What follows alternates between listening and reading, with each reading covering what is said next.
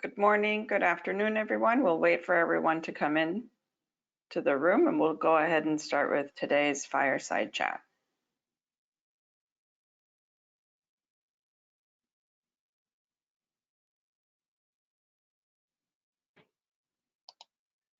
We're just going to give a few minutes for everyone to come.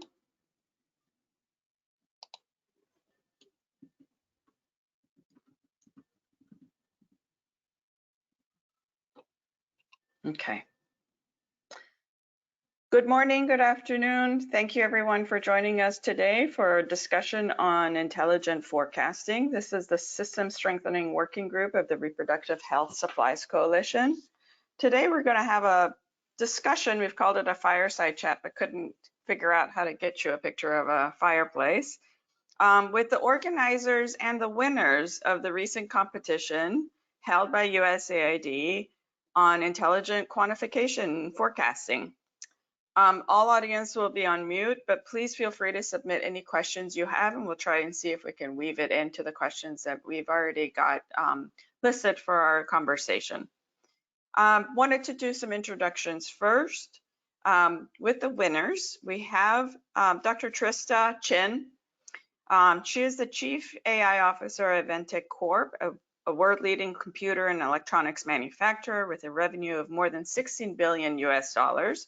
She leads Inventec in smart manufacturing, smart health, robotics, and autonomous machines. Previously, Dr. Trista Chin held leadership positions at NVIDIA, Intel, and several other startups. She's worked on computer vision and AI for more than 20 years, including developing NVIDIA's first video processor and Intel OpenCV. She received her PhD from Carnegie Mellon University. With her, we have Jonathan Hans Soencino. He is an AI researcher at Inventec Core. His research interests involve deep learning applications in computer graphics, generative models, image processing, and time series forecasting.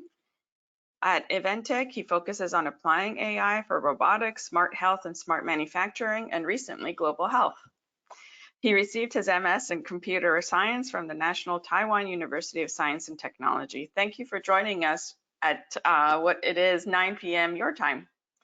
Thank you for inviting us. Dr. Kevin Pills is a senior supply chain advisor in USAID's Population and Reproductive Health Office. He's worked at USAID headquarters on global health supply chain issues for 12 years.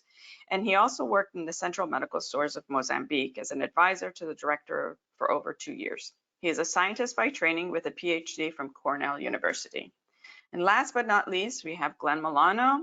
He's a senior supply chain advisor, longtime SSWG member. He holds that position at USAID's Office of Population and Reproductive Health. He's worked at USAID headquarters on global health supply chain issues for 8 years and has been leading supply chain planning and operation initiatives in public health for the last 18 years. He has an MBA from Pennsylvania State University. My name is Leila Aklagi. I'll be the moderator today. I'm a senior technical advisor with JSI and the current chair of the SSWG. With me is also Brian McKenna, who will be providing some assistance and throughout the discussion today. He is the Deputy Director for Reproductive Health Supplies Coalition. So let's get started. First question, and this is towards USAID, and I'm curious about why you thought of having this kind of competition and what went into constructing a competition on intelligent forecasting. Great, thanks so much, Leila. First of all, thanks so much for inviting us, for bringing this topic to the RHSC. I think it'll be really interesting for both the SSWG and for the kind of broader global health community and supply chain and reproductive health. And so thanks to everyone who's joined. First, I just want to acknowledge all of the organizations and individuals who've played a big role in developing and supporting this competition. First and most importantly, the Ministry of Health and Public Hygiene in Côte d'Ivoire. They've been very, very supportive, very engaged throughout the process. Their willingness to share data with all of the competitors from their country's system is really unique. And we're really excited to continue working with them as we go forward with the competition. Also, our USAID Côte d'Ivoire office, who've championed this in country since the beginning. various different groups in USAID headquarters, our innovation division, our global health data analytics hub, contracting office, etc. And two USAID partners have been really instrumental throughout. First of all, the Chemonics managed GHSC project in Côte d'Ivoire helped us understand the data, understand all the other types of data that were available, understand the system in country, and the Catalyst project, which is implemented by residents, and they've really supported this innovation process throughout. So all of those partners have played a really essential role. I wanted to acknowledge all of them before we dived in. So, sorry, to your question then. So how did we come about the decision to have this intelligent forecasting competition? So we know that in many countries, stockouts of family planning products at the service delivery level are still an issue. It's been a continuing issue for decades. And there's a lot of reasons why we still confront that issue of stockouts. And one of those, not the only one, but one of those is that we can do a better job forecasting the amount of product that's needed at those sites to ensure that they stay in full supply. The way that we calculate in many countries the order quantities or the quantity that's expected to be used or consumed at the site is by a very simple calculation. And that calculation typically just looks at what was utilized in the past month or few months. That made perfect sense in the past when we had a very manual system. We were using paper forms. The workers at the health clinic were often clinicians, needed to do these calculations manually. But now we have much more sophisticated information systems and data systems at even the service delivery level. There's been so much advancement in machine learning and advanced methods of forecasting, so we felt like we could do more and bring this technology really to bear at the service delivery level so that we use more advanced methods and better calculate the amount of product that's going to be needed at that site in the future. So this intelligent forecasting competition was our way to start investigating this issue. And we aren't the first. The Gates Foundation funded a grant with an organization called MacroEyes to take a similar approach for vaccines in Tanzania. So that sort of paved the way here, and we're following in that wake. So I think a really important thing to understand in the context of today's conversation is the way that the competition was structured. And we structured the competition in two phases. There's a prize phase and then a grant phase. So in the prize phase, what we did is we published data from Côte d'Ivoire from the consumption of family planning products across a number of sites, historical data, as well as some other data sources. And we asked the competitors to forecast using models what data, the actual use that would happen at those sites 3 months into the future from the data that we published. And basically for the prize, what we do is we look and see who performed best. And we'll talk more about how we measured that in the future. So what does this tell us? So we wanted to have this prize component of the competition to really see the kind of strengths and limitations of this advanced forecasting approach and how well it can do forecasting contraceptive consumption in this purely kind of lab setting, right? So people who maybe don't know Côte d'Ivoire, don't know the details of the system, how well can they do using advanced models in predicting future use? And what the prize allows us to do is have a whole bunch of different solvers come in and attack this problem. So instead of us having a grant with 1 or 2 organizations, anybody who's interested in solving the problem can do that. And we'll hear more about that as well. So then the prize then leads on to a second phase of the competition, which is the grant competition. And for that, basically amongst the top modelers in the prize competition, those organizations that had the capability to actually implement a grant in country were invited to then compete for a grant from USAID, where they will go to country, work with the stakeholders in country, and really improve and iterate their model in country to better predict actual demand of family planning products at the service delivery level in country. So this is kind of really, where the rubber hits the road, going out and testing these models, not only seeing in the prize how well they work, on the servers, but actually going out in the field and seeing how well we can get these models working and if they really can help improve the supply chain for family planning in Côte d'Ivoire. If they are successful, if they do predict the demand in country better than the models we're using now, then we'll start building that evidence base and encourage uptake of this type of approach in other countries. So just in terms of where we are with those, so the prizes were awarded in November. Our first prize winners were Inventec, who are here with us today. Our second prize winner was Rashid Rida, who's an individual modeler from Indonesia. And the grant, we're in the process of the grant making process. We hope to announce that in the near future. So we're getting close. That will start soon. So in summary, this mixed approach of combining the prize with this grant, I think really gave us the opportunity of having the best of both worlds, bringing in a wide array of solvers to look at how the potential approaches to modeling and solving this issue, but also then moving forward with an implementer who has the capability in country to really strengthen one model and make sure it's serving the needs of the Côte d'Ivoire government. Thanks so much, Leila. I'll pass it back to you. Sure. That raises a whole host of other questions for me, which I'll get to in a little bit. But first, I wanted to talk to our guests, Jonathan and Trista. Can you tell us a little bit more about Inventec and why you thought that you would compete in this exercise and your background? Okay. Thank you, Leila. And thank you again for USAID for inviting us to this event, and Leila as well from JSAC. So Inventec is one of the biggest tech manufacturer in the world. So we make about 100 million devices a year. That's a lot of devices, including servers that from the cloud computing environment, including the laptop that you're probably using right now, including a wearable device and all that.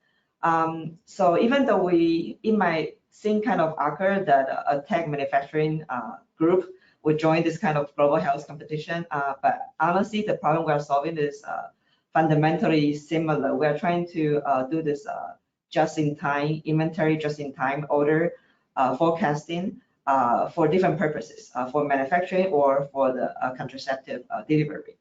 And also, even though we look new to the global health area, but we're actually not new domestically in Taiwan. We are a Taiwanese-based company, even though we're doing business across the whole world.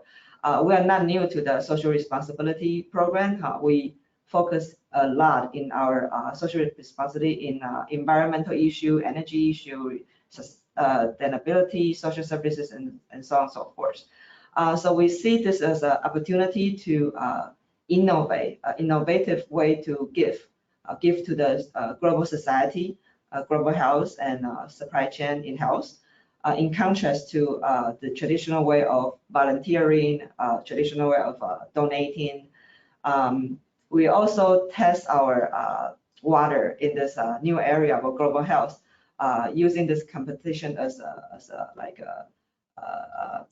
test sandbox to explore how AI can expand its application outside of manufacturing and outside of the traditional multimedia and all that. We want to see how AI can do this AI for social good in this very well-designed environment, and see how we can cooperate with other field implementers and domain experts in the global health area, and also the government, since we don't have that much expertise in implementing the AI solution especially in a different country in global health settings. So you hadn't worked in family planning or global health before? Not in this specific area, but we found it interesting. We learned a lot as well. Yeah. Great, thank you. That's very interesting. So Kevin, while you were talking, you mentioned some things about what's being used at the site, and then Tristan talked about just in time, and you talked about the service delivery level, which for some of us who come from the background, I'm a longtime forecaster. When I think about forecasting, I think of demand at a much higher point, and I think that's what is. Maybe we can have you talk a little bit more about what you meant by intelligent and what you meant by forecasting as the title of the competition, and a little bit more detail about what you were looking for. Glenn, could you address that? Yeah, thanks. Yeah, these are great questions. These are questions that we've struggled with for a while, and the nuances between what we've traditionally done versus what we're trying to do here are they're non-existent in some places, but they're subtle in others. The term intelligent forecasting was something that we came up with as we were working through putting the competition together, and then we decided to do some research on, are others using this topic? We can't be the first, and we actually found that KPMG seems to have coined the term a few years back, and surprisingly, it was exactly what we were intending. So we felt some validation in seeing that, and mostly what it was really looking to do, and what our intent was to improve the forecasting accuracy. So that's the primary goal. How do we get improvements in forecast accuracy? Other benefits we were hoping for would be eliminating bias from the forecasts, and also just really leveraging the latest innovations in predictive modeling. So sort of in a nutshell, it's using machine learning, it's using AI, it's using any advanced analytical technique to improve forecasting accuracy. So I'll break down the intelligent part a little more, and the forecasting part, because I think, it's very easy to to have a different or an unclear definition of the forecasting piece. But I mentioned the intelligent part. What we were really looking for was machine learning. But I think at the outset, this is all very new for us. We didn't know if we were going to exclude certain modeling approaches that would actually yield a higher performance. So we dialed it back a little bit. We were intending machine learning primarily, but in the prize call, we opened it up for any advanced analytical technique. So if you wanted to use a regression model, a REMA model, exponential smoothing, or even just a basic naive forecast as a mode of competition, they were allowed to do that. Again, on the intelligent part, the things that we were hoping to see from the use of machine learning models was the capability of using external data. That's something that you don't see in some of the more traditional, simple time series forecasting models, statistical based models.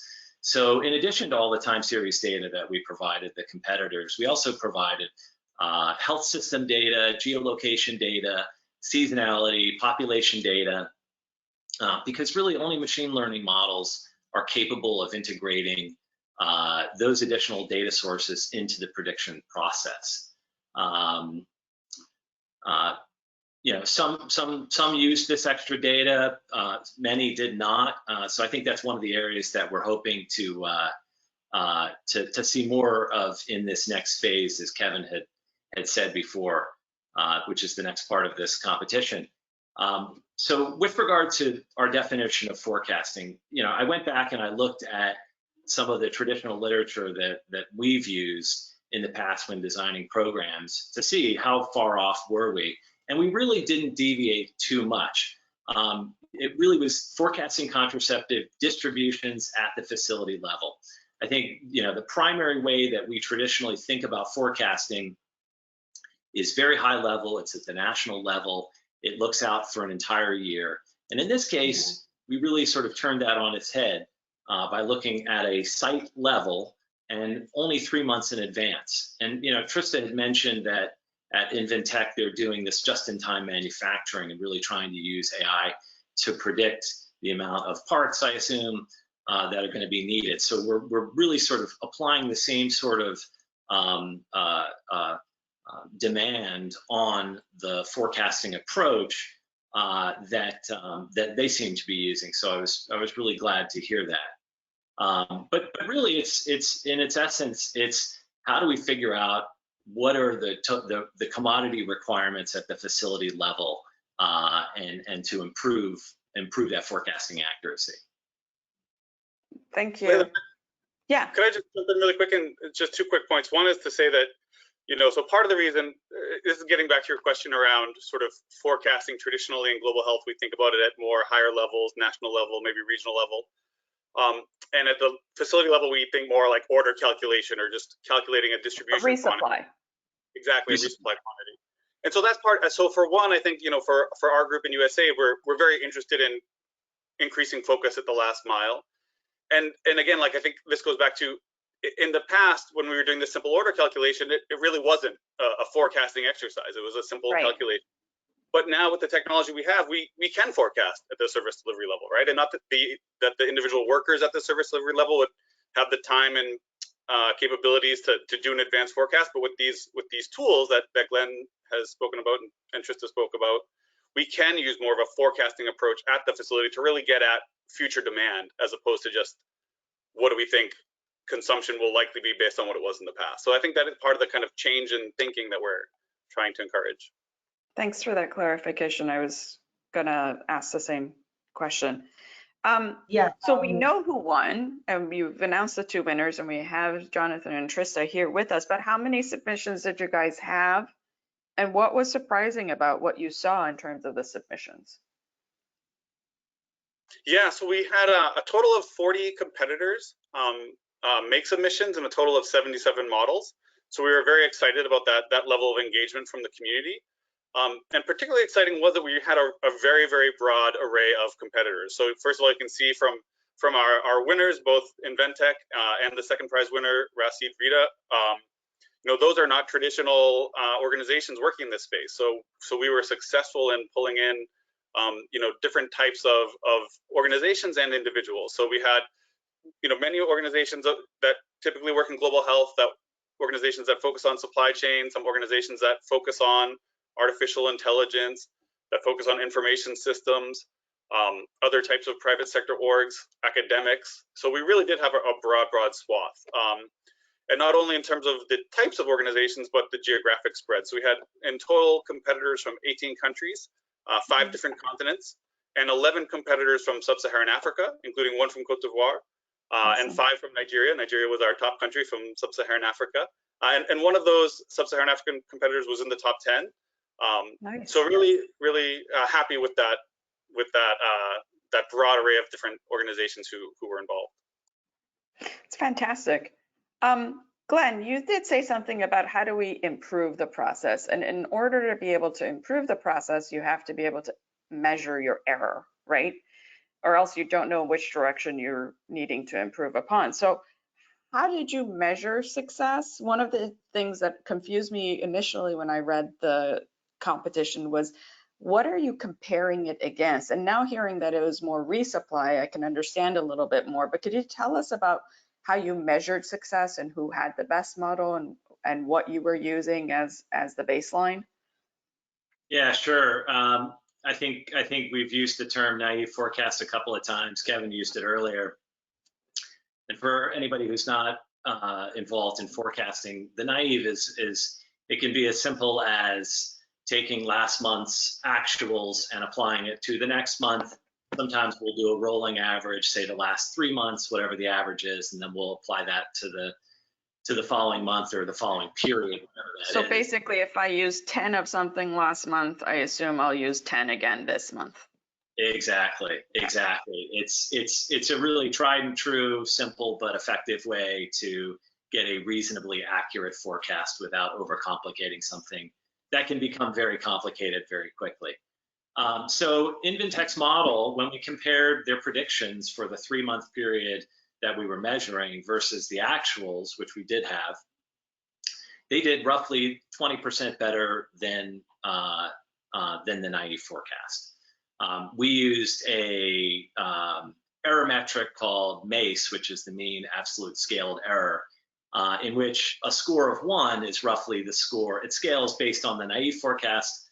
A score of 1 would mean you really sort of achieved the level of the naive forecast, and they came in about 20% better than that naive forecast. And in terms of we've talked about the comparison of a statistical based approach, whether it be a simplistic forecast or a complex statistical forecast versus a machine learning based forecast. We did, because we received the number of submissions that Kevin shared earlier, we were able to really look at and categorize the different models that were submitted and how well they performed. And we did generally see that the statistical based models were really in the lower quarter of the performance, but that should be noted that there were also models that were submitted that used even the same algorithm that Trista and Jonathan and team used that scored fairly low. So it's not just the application of the algorithm. There are many other parts to the model building process that get you to an improved score. So dispel any myth that just plug and play is how you achieve a better success rate. And not being an AI specialist or a modeler, it's hard for me to be able to tease out what all of those differences are. And as Kevin mentioned earlier, we have a pretty extensive team, scientific advisory board, and a lot of different people approaching how we're looking at this and how we're trying to understand what is making a better model. So we're going to continue to mine this cache of models that we've received through the competition, which is a real asset for us. And we've already shown that there's a lot of or seen that there's a lot of interest within the agency, outside the agency, within academia, and others in not just what we did, but what we received in the types of submissions. I think other measures of success, clearly we keep focusing on this improved forecast accuracy. This second phase that we're going to be moving into, we're hoping, we don't know if it's possible, we'll most likely run into the complications of real world application, but we're hoping we can improve the model performance better than the 20% that we were able to achieve in the lab. Again, this being our first run at this, we don't know what we're in for, but it's exciting, and that's our goal. Another measure of success is that really, Kevin went into pretty good detail on the challenges of putting together a forecasting competition like this, the number of experts that it takes to design it, to actually implement it, to collect the data, to interpret the data, and to clean the data, to do the scoring. It goes on and on and on. So not only are we the first to do this in this space, and we're the first to do this in USAID, my understanding is no one else has done this in any other forum. And so that, to me, is a success in that we've got better model, we've developed these relationships, and we're well on our way to to implementing the solution in the field. Other quick measures, expanding our pool of partners has been a really wonderful attribute, and I think USAID has been leaning on collaboration as the way to move forward and solve these global problems. And I think this is just a great example of that. And we're really excited about this next phase where we're working with a more experienced global health implementing partner who also has the machine learning and AI expertise. So we're excited to move that forward. So I think all in all, we've been very happy with the success that we've had so far. That's great, because it's not, you bring up a really interesting point. It's not just the measurement, it's all the other successes you've had as well. And yeah, so let's hear a little bit more about the model and the winners. Can you, Inventec, Trista, and Jonathan, tell us a little bit about how you developed your model, what your approach were, what characteristics of your model you think made it more successful? And something else that was raised a little bit earlier about Glenn saying there was all this other extra data that they gave you, like the GIS data and all that. If it was at all useful, and was it necessary in the model that you developed? Yeah, just thank you for Kevin and Glenn for laying out the foundation of our discussion here. So I like how Glenn put the forecasting into 3 different categories. So the naive one, and the statistical one, and the machine learning based one. I think the power of machine learning is its ability to take into a lot of different data, different modality of data, and a huge quantity of data. So there's a reason that big data comes before AI. So with data, then you can do more things. And but with more data doesn't necessarily mean better performance. It also means a lot of agile development that you take into the problem and then try to do the collection of all different data you think that might be useful, clean it up, and then use some model to try to do feature selection and try your model. And then in the deployment, you find out that doesn't really match with your performance evaluation metric. And you go back to your problem definition. I think that's what Kevin will encounter throughout this process, this iteration, right? And so that's exactly what we are experiencing in our other problem in manufacturing as well. And going back to the model, I think that I will leave the explanation from Jonathan. Okay.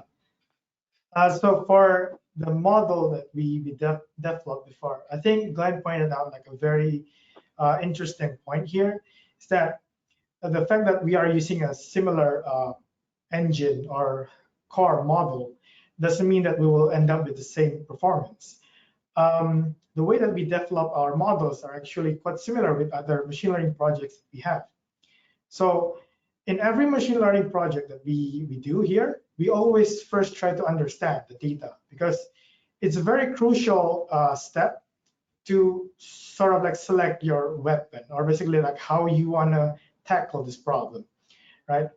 So we figure out how many missing values are inside the data, what's the data volume, for example, and then among all of this, how many products do we actually have to predict or forecast?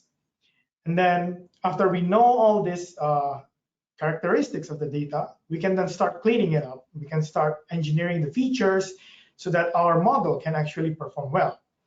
Now, at the beginning of the stages, we will try to build a simple model first. Naive model, as Glenn mentioned earlier, is one of them. So this is basically like laying out the brickworks first before actually trying to improve the model. Now, the next step after we have the baseline, we will have the evaluation metric. So basically, we will try to partition the data in a way that we can evaluate, or we know exactly how the model will work. Now, the next step is actually the most important one, where we actually tune our model, right? So basically, imagine that we have this engine. We have like a lot of knobs or a lot of parameters that we can turn a little bit here and there. And obviously, as a modeler, this is a pitfall, right? Because you can keep turning on these knobs, and eventually you will end up with like a model that basically memorizes your data instead of learning the pattern within the data. So that's why the evaluation pipeline is actually very, very important in this case, so that your model doesn't just memorize, it actually learns the pattern. Now, ideally, this tuning process, it goes on and on. Well, basically, if it's not the deadline for the competition, we'll keep tuning our model for the best accuracy. Yeah. And then, well, obviously for the production cases, we will try to wrap this up into like a service that then we can deliver it to our clients as a POC or something similar. Yeah. Yeah. One more thing to add is knowing the data is not perfect, and also knowing the deployment environment might be different. So the model have to be resilient and robust against either missing data, noise, or change of the data characteristic itself.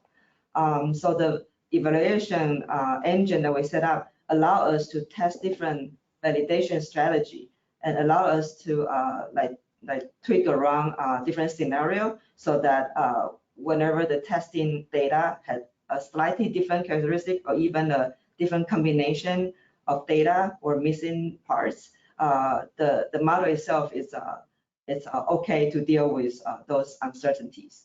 That's kind of in line with what Jonathan was talking about, this like overfitting to the training data. I think the strength of our model is not the model itself, it's resiliency to these uncertainties. So let me ask this question, and maybe Glenn or Trissa, we've got a question from the audience, and everyone, please feel free to add in anything. But when you were evaluating the submission, since you've already talked about this, was there a way to ensure that you weren't judging the model from what it memorized instead of what it learned? What Trista just spoke about? Yeah, so Trista, maybe you want to talk about how that's done through, typically training the model, trying to overfit it.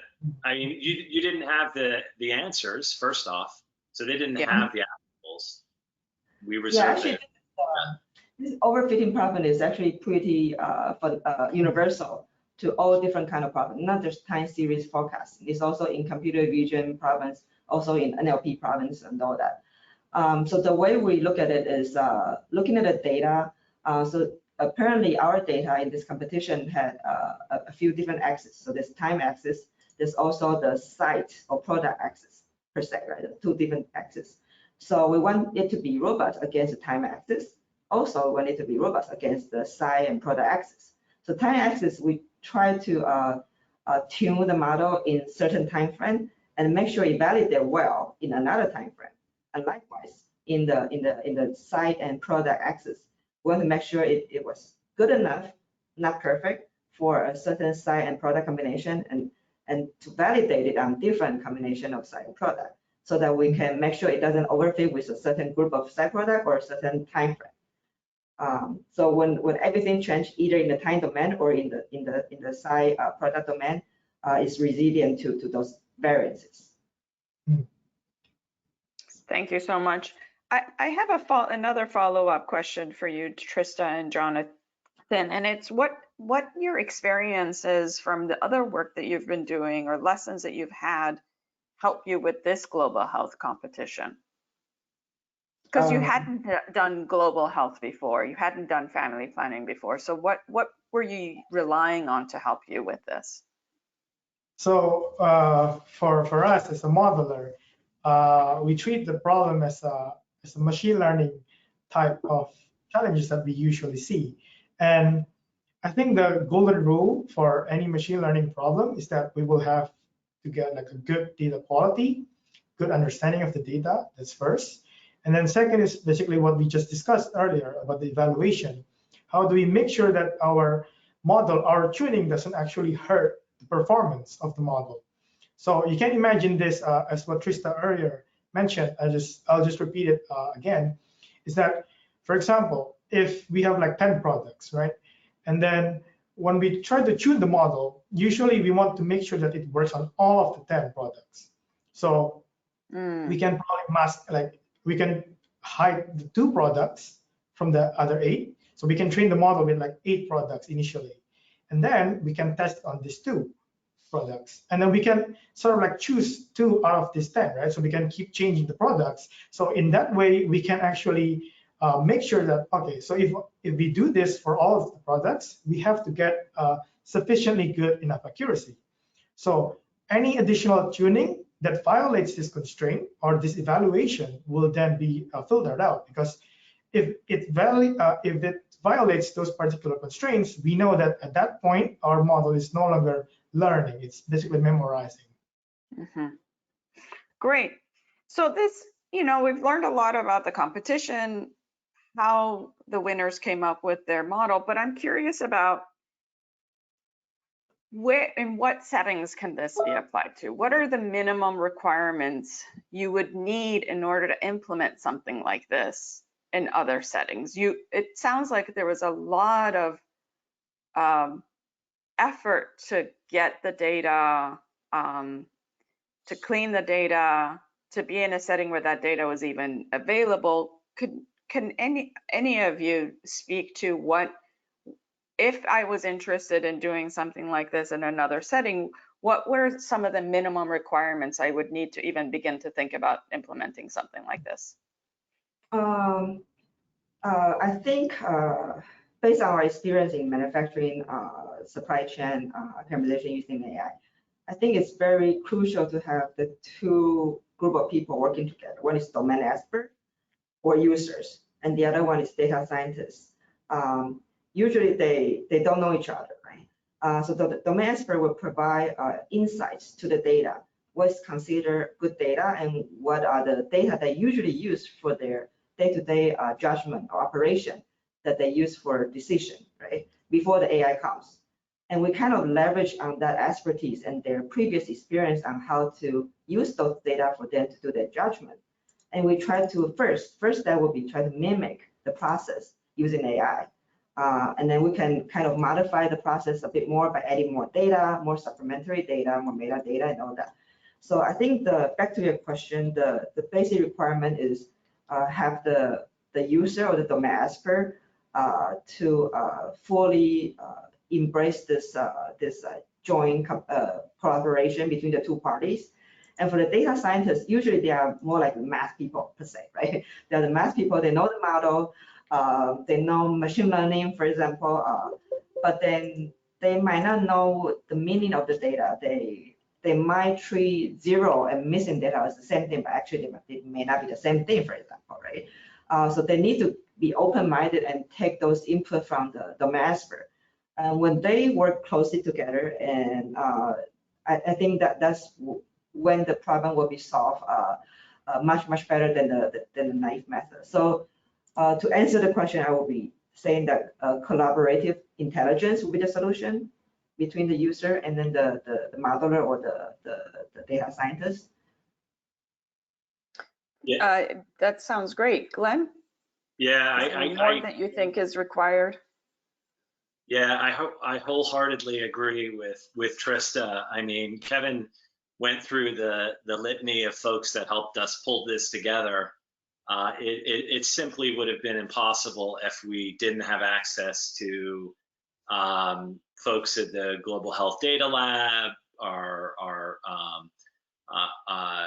academic partner at the University of Cardiff, and our colleagues and partners in country, because no individual or no entity has enough visibility, access, and understanding to cobble together what's needed, quite frankly. You know, just on the data pull part, the getting the initial data set, getting additional data sets, understanding that data, trying to clean the data well enough that the modelers would have a baseline to work off of that is useful, because even the data that came straight out of the ELMIS or DHIS2, which is the Health Information System, we needed to do a ton of work to get that prepared for the competition. There were a huge number of zeros. There were errors. There were blanks. So trying to decide what to do with your zeros, what to do with your missing data fields. They seem simple, but they're not. They're very complicated questions to answer. Selecting your error metric. You know, we talked briefly about the MACE and how do you measure. You know, there's a body of research just on error metrics in forecasting that is rather dizzying. And the more you read, the more you learn that there is no perfect metric, and they're all based on what seems most appropriate for the situation. And again, for us being new to this space, we had to do a tremendous amount of learning. And we're so grateful to everybody who played a part in pulling this together. But I think in most cases it comes down to the team, data and the team. Glenn, just to clarify, when you're talking about the data from the ELMIS, are you referring to having the actual consumption or the use of the product be reported in, and that's the basis? Yeah, so we had data from, did you say ELMIS or DHIS? Either one. Okay, so we had both. So we had distribution data from all of the facilities. I think there were about 250 facilities. We had about 2 years worth of data. I think it was about 160,000 lines. And was there corrections made for stockouts? So if you're not meeting the net demand, but you've dispensed a certain quantity, are you likely to forecast that same low amount, for example? I'm not sure I'm following your question. So if you're collecting dispense data or distributed data from the service delivery point, but they've had stockouts, they haven't been able to meet the community's needs for that product.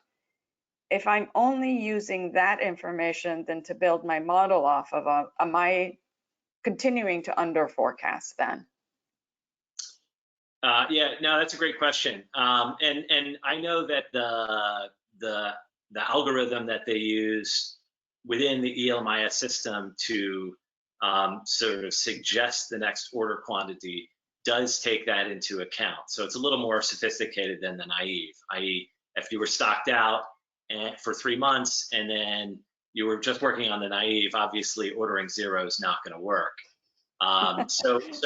So I think, and there is human intervention in the actual orders place. So I think that's one way that we're not sort of propagating, you know, a forecast bias, for example, right? Right. So yeah.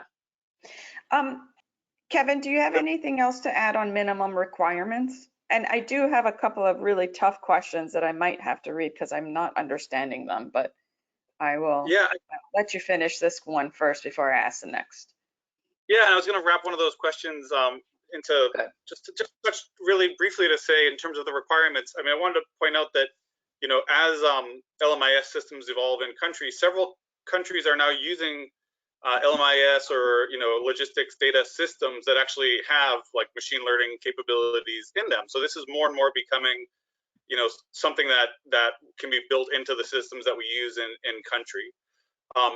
In the context of Côte d'Ivoire, they're using mSupply and they're using OpenLMIS, and what we expect is that, you know, there'll be some kind of electronic data exchange with those national systems, so that this you know, this intelligent forecasting system can interact and be utilized through the national LMIS system. So that kind of addresses like the systems approach. But what we expect to happen, as we've been talking about in this grant phase,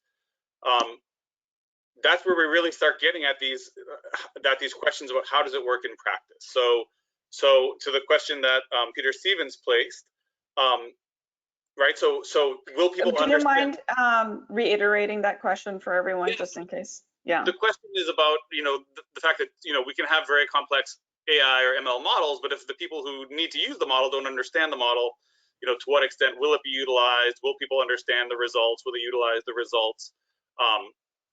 So that was a key part of the question, I think. So when we're assessing for the grant phase, you know, one of the things that we made clear is it's not going to be the best model wins the grant, because it's not just about, you know, 1% better forecast. It's about, is the model set up in a way that can be improved, like iteratively, as Trista talked about, and working with local stakeholders? Is the model something that in-country stakeholders can understand and maintain and update? So I think those are all kind of key aspects that we are thinking about in the grant awarding process, but when in the actual grant implementation, those are going to be key areas to focus on. Is really, how do we take this thing which may be working well, you know, on the server and actually have it kind of work in country and take these different issues into consideration. I'm the least AI expert here, so I'll let everyone else talk about the real requirements for doing that and what that means. But we have had, as Glenn has suggested, has said, several people involved in the process, both inside USAID and outside, who have kind of helped us to think through those issues and think through which models are best set up for that success. And so the next question from Jeffrey Jacobs from Merck from others is talking about, you know, Senegal has this kind of information, but there are a number of other countries who've had open ELMIS for a long time, or who have other DHIS2 or ELMIS systems in the future. How do you see them moving forward on this track of using these lessons learned? What resources will they need other than perhaps another Jonathan or a data scientist to assist with this? Yeah, so first you need buy-in, right? People, and we're hoping that doing these types of forums and sharing our learning, and we expect to do some writing and sharing that will help sort of give everybody an appetite to begin experimentation, to begin sort of down this path. That's my personal view. Again, this is new. 3 years of data is great. The data that we provided for the competition, according to other people who have been at this for quite some time, was a really significant data set. Like all data sets, it has its flaws, but you have to work with what you have. As I talk to other folks around USAID and other bureaus about machine learning, about forecasting, the vast majority are working with significantly less data than we have within our global health supply chains. So supply chain is a great place to start to cut your teeth on doing this. I think broadening your network. If anybody's watching this and wants to have conversation with myself or Kevin, we're happy to share more information. It's very much going to depend on, I think, the team, going back to the team and buy-in and support, and just really looking outside of your normal set of approaches and possibly partners to try and expand, because we're learning new skills, right? We're developing new knowledge.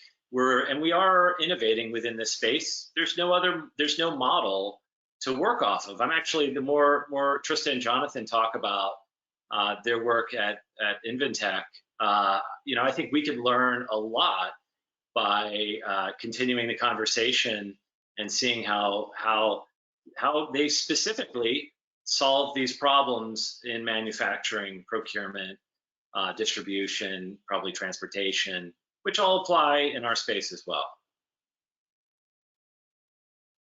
Yeah, great. So that's exactly what we're thinking. So before the setup of AI Center, which is our group, so all the members here are coming from different areas. So me, myself, I'm coming from computer vision and multimedia. I honestly had no idea about manufacturing, no idea about SCM, just like how I'm new to this global health problem as well.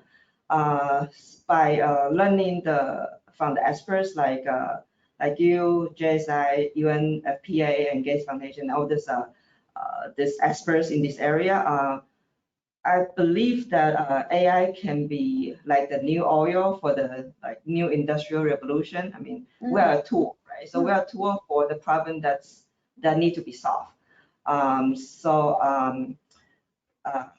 Yeah, so we are inviting all the experts and also all the people who have the data and the problem to work with us. Cleaning the data is just one step, but more on the inside of the data, inside the problem, and then the crucial pain points that need to be solved. I think together, like I said earlier, domain expert as well as data scientists join together, I think we can deliver solution. I think sky's the limit. I mean, global health is one of them, and the most impactful area that I can see to have impact on human beings. Yes. We are reaching almost end of our time. Glenn, if you could do a quick response to the next question on how data from the donor side or the financial ability to provide services and products was used, and then we can do a quick wrap up. Yeah, sure. Michelle, thanks for that question. So we didn't actually provide any donor funding data as part of the call, right? So we packaged a data set that included a variety of data, which we've been talking about, but we opened it up to competitors to use any publicly available data that they could find. I don't think that we suggested that they do this, but I think that it's a great idea. Obviously, there are a lot of variables associated with donor data or donor funding, i.e. timing, frequency, the number of donors, the ministry's own spending. But this is exactly the kind of thinking that I think we need as we continue to work on these problems. We don't know, we do know, and it would be relatively easy to figure out the correlation or the impact of how much donor funding is available for contraceptives what types of contraceptives they're buying. So that's obviously going to affect your availability, your resources, your ability to actually meet demand. But it wasn't used in this competition, but this is exactly the kind of thinking that we're looking to and we need as we continue to move forward in this. And thank you everyone for joining us. To wrap up, I'm curious if you could do a quick what lessons you've learned or what you see that's next on the horizon for you. Maybe starting with Inventec, because you're already practicing machine learning and AI. What do you see as the next thing on the horizon for you? I think the next thing on the horizon will be something along, especially AI for good and then human-centered AI. So a lot of people think AI or intelligent forecasting or intelligent anything is to replace human and only for automation, right? So we actually see that as pivotal points in history that we can use AI to solve like social inequality, poverty, health, education, on these different issues that is very urgent right now. And knowing that we are new to all these social issues, especially in the global area, we do want to work closely with all partners who is interested in working with us. We are like software and hardware expert in terms of manufacturing and in terms of AI, but in terms of domain, I think we are really humble to eager to learn from all of you guys. I think that would be hoping that would be a good next step for all of us. Thank you. Kevin or Glenn, what have you learned? What's new? What's on the horizon? Yeah, I'll just say really quickly, just to repeat what we've been talking about. First of all, going into this competition, we weren't sure how it would work out. So what we learned, I mean, I think having used this open innovation approach was really successful, both in terms of bringing in these novel groups and novel solutions that we wouldn't have had otherwise. So really happy that we did take this approach. We're really excited for the grant phase, obviously, and seeing how this works in practice. And then if that is successful, documenting those lessons and seeing to what extent we can continue to expand to other countries and other products. Wonderful. Glenn, anything to add? Yeah, I think Kevin said it. The forecasting, the supply planning issue, Layla, we've worked together for many years on this. Yeah. It's a challenging nut to crack, and it really has plagued us for so long. And I think for me, I'm excited that we're trying something very new, something that has great potential, and the structure of this, the two parts of this, is unique, and I think it's going to yield some excellent learning and some good resources that we can apply in other areas, and I hope others can apply as well. Yeah, thank you so much. That's one of the reasons. I mean, it is something new. It's something we hear about. We hear these terms bandied about, but to see it being applied, to see the competition, seeing the variety of the responses that you guys got from unexpected places. Thank you, Inventec, for joining us. It's 10 p.m. in Taiwan, so I hope you have a wonderful night. If you're new to SSWG, please join us next time. We hope to continue these interesting conversations. Kevin and Glenn, thank you for joining us, and thank you for teaching us a little bit more about what's new in forecasting. Much appreciated. Thanks everyone for joining. Take care. Thank you. Thank you. Bye-bye.